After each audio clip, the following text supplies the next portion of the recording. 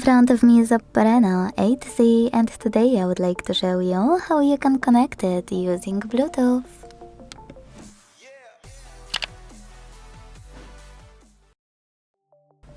Begin by opening Devices Settings and clicking on Bluetooth right away. Now tap on gray switcher next to Bluetooth feature to activate it, and wait for available devices to show. When they do, click on the one you wish to connect to.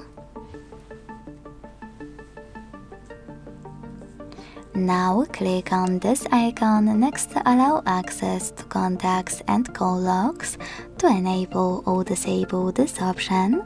Most people sometimes forget about, but it's really important, especially if you don't want to allow the other device to access those informations.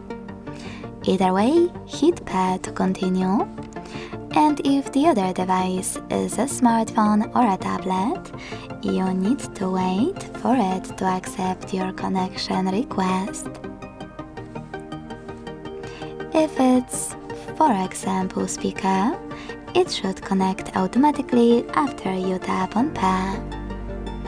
Either way, my devices were successfully connected. To disconnect them, tap on this icon right next to your paired device and hit unpair under device name.